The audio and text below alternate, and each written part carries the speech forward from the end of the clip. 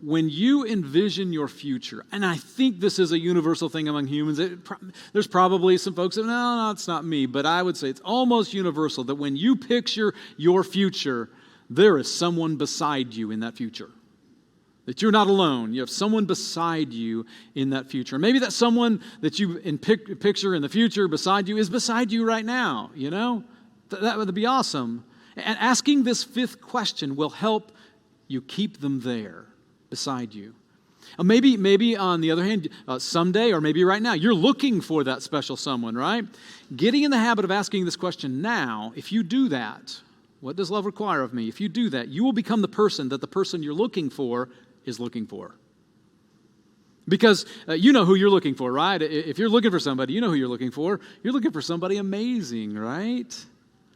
And asking and acting on the question, what does love require of me, will increase your amazing quotient. I guarantee you. Oh, but by the way, this discussion of, asking, what does love require of me, in light of who's beside me and I want to keep them there, or I want somebody beside me at some point, and what do I do? This question points to the secret of a great marriage, which I happen to know. I stumbled across it years ago and realized, oh my gosh, that's the secret to a great marriage. And I'm not going to tell you what it is, but I'm just telling you I know it. I'll share it with you. You see, everybody wants a great marriage that has a number of things in it. Just to name a few, communication. Everybody wants communication. Friendship, shared interest, romance, intimacy, adventure. I mean, you may have your own list. The problem with all those things is this. They're all byproducts of something else. And you can't go chasing after a byproduct. If you go chasing after the byproduct, these are the things I want, I'm going to make them happen. You can't do it. I mean, certainly not for any length of time. What we need to be thinking about is, what is the thing that creates those byproducts that we love so much? That's what we got to focus on if we want to create those things. So listen carefully. The secret to a great marriage is found in the simple phrase that is the heart of the byproducts we want. The simple phrase. It's actually another question. And if each spouse can keep this question at the front of their mind, if each spouse can keep this question almost as a mantra that you ask a dozen times a day, you get what you want in the marriage. It becomes exactly what you are hoping for. So in my marriage, Janet, where are you? I got to know where my wife is. Right there. Okay. So in my marriage, my question is, how can I serve her? Over and over again, I ask this question in my head every day. How can I serve her?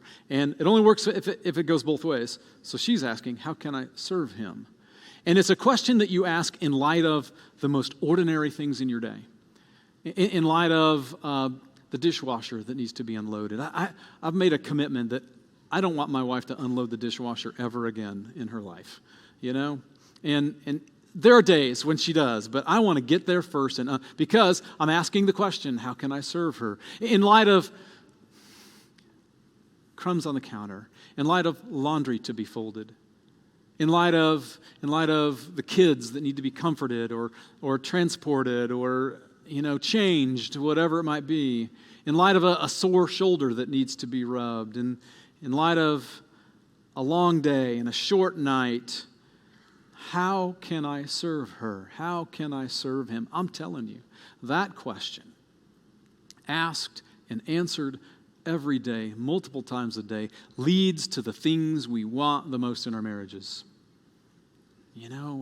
Communication, friendship, adventure, shared interests, romance and intimacy. Spontaneous joy erupts when we ask and answer that question. And the next question to follow might be, well, why? Why is that? Why is servanthood the heart? I mean, do we know this? All we got to do is look at the Last Supper, according to John, where Jesus is there with his disciples. And Jesus, as the rabbi, as their leader, he gets a basin of water and a towel, and he washes the dirt off his disciples' feet. And if you heard the story before, it's like, oh yeah, that's a cool story. We often forget, in light of hearing something over and over again, how radical it was.